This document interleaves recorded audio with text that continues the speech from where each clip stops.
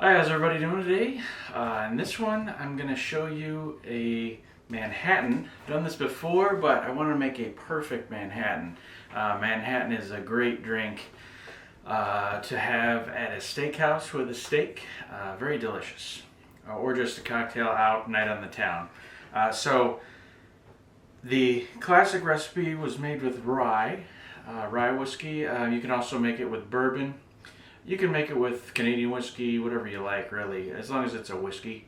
But we're going to use Templeton rye. This is my favorite rye whiskey that I've had. I've also got the vermouth. So it's very few ingredients. It's really 3 ingredients and a garnish. It's your whiskey, your vermouth, your bitters, and your garnish. So whether it's a maraschino cherry or an orange peel. But for this, we're going to be using a very special vermouth. This is the Carpagna Antica formula. This is a vermouth that's almost as expensive as the whiskey itself. This little bottle is about 20 bucks. So the full-size bottle is like $40. So same price as like a half decent Scotch or a good rye. So there's a difference in the taste, so it all works together. Same thing with the cherries. These cherries are not cheap. These are Luxardos, and these are about 18 bucks for this little jar. I had to buy them in the 2-pack, so it's 36 bucks. I don't have any super fancy bitters, but we're using Angostura, and I'm adding a little complexity with some Fee Brothers orange bitters. So here we go.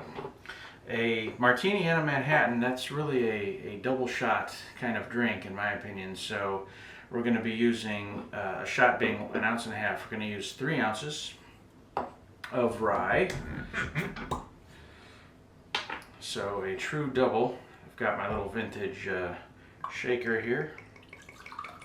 Not shaker, measurer. That's how you say it. Okay. So we got 3 ounces of rye. Now there's a lot of recipes. Some of them will tell you 3 parts vermouth, 5 parts rye. Some say 2 parts rye, 1 part vermouth. I'm in the camp where I do a little bit less than half, but this is a very good vermouth, so I'm going to do 1.5 ounces of the vermouth. Okay. This stuff smells great. Ours already smells good, and I don't have any bitters in there yet. Well, we'll leave this. Angostura, it's basically 1 dash of bitters. I just do a few drops, like 4 drops. Okay, we got just a dab too much in there, but so I'm just going to put a couple drips of orange. I just think it adds a little bit of complexity. Now any of the clear cocktails, martinis, Manhattans, really the real way to do it is stirred, not shaken. I blame James Bond for ruining that for everybody. It's a clear cocktail. You don't want to impart foam and bubbles into the drink. You want it to pour clear into the glass. So they are stirred. Really, we're stirring into a cold about 30 to 45 seconds. So call that good there.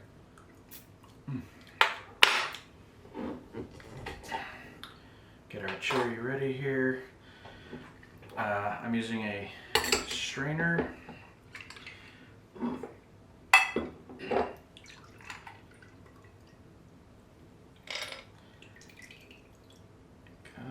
Fills the glass most of the way. Now here you can garnish with an orange peel. That's a good garnish.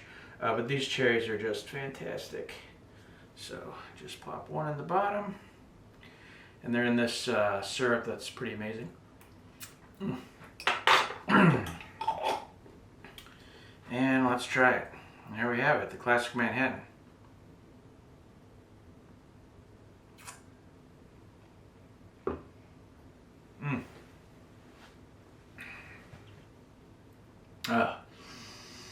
I actually had one of these in Manhattan, and This one's better. Trust me. So good. I just want to be sitting downstairs somewhere in New York,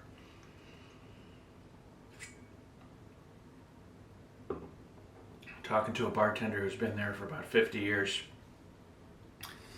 sampling some fine cheeses, you know. That's the drink. That's the drink that would do it. So thanks for watching. Stay tuned for more, and take her easy. Have a good one.